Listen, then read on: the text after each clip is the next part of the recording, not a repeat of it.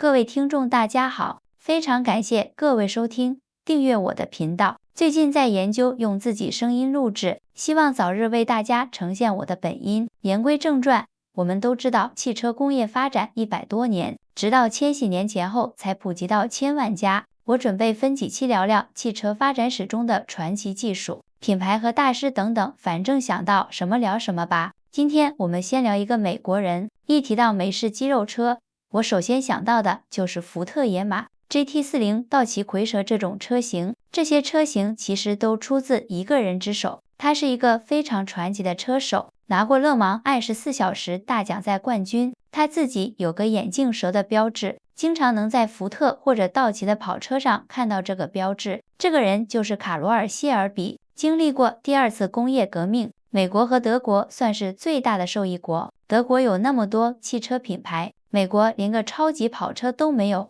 就在这个节骨眼上，1923年1月11号，卡罗尔·谢尔比在美国出生。很不幸，小谢尔比从7岁开始就因心脏瓣膜疾病而不得不和床相依为命。14岁开始，他的健康状况有了明显的好转，但也不能完全像其他同龄人一样正常的生活。他的父亲作为启蒙老师，高中时期就用一辆威利斯教他练手，还常常带他去观看赛车比赛。上大学前，二战爆发了，没有去上大学的谢尔比加入了美国陆军航空兵，成为了一名飞行员，并担任了训练员的工作。退伍后，他当过卸车操作员、油田工人、汽车销售顾问，甚至还开过养鸡场。在他做汽车销售员的时候，看到过一款意大利跑车，当时他就心想，自己啥时候能开着这台车下赛道跑一圈？没过多久，梦想就实现了。1952年，谢尔比第一次在赛道里面体验了一下福特赛车，自此开启谢尔比的赛车之路。早期刚接触赛车的时候，他认识了开改装厂的英国人唐纳德，谢尔比跟着他学习了驾驶技巧、造车理念和发动机的很多知识。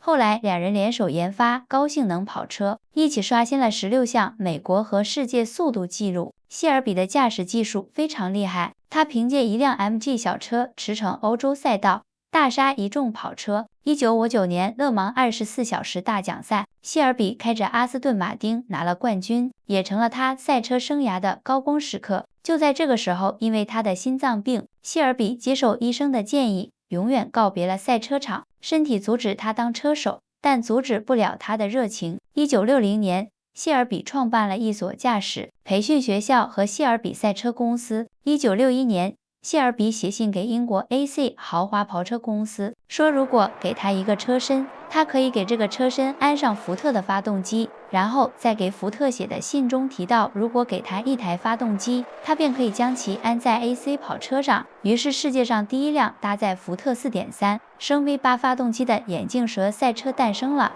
1965年，在他的帮助下，眼镜蛇拿下国际汽联组织的 GT 比赛冠军。随后，福特汽车和谢尔比签约，由他负责福特 GT 车型的研发。于是，一台经典福特跑车诞生，就是福特 GT40。1966年 GT40 包揽勒芒赛前3名，打破了法拉利对这个舞台的垄断。1973年，因为燃油危机和经济的影响，福特终止了与他的合作。谢尔比曾试图通过建立新的公司，但最后都以失败而告终。之后，他暂别汽车行业，并曾在南非居住了2年。这期间，谢尔比在德克萨斯建立了自己的辣椒酱品牌，并销往全球各地。一直到1982年，克莱斯勒想造性能跑车，但找遍全世界，没有比谢尔比更合适的人选。在谢尔比的帮助下，美国最优秀的跑车之一，也是美式硬派肌肉跑车的鼻祖道奇蝰蛇就诞生了。英国汽车媒体评价蝰蛇是这么说的：这台车是他们测试的所有车里边最像车的一台车，非常癫狂，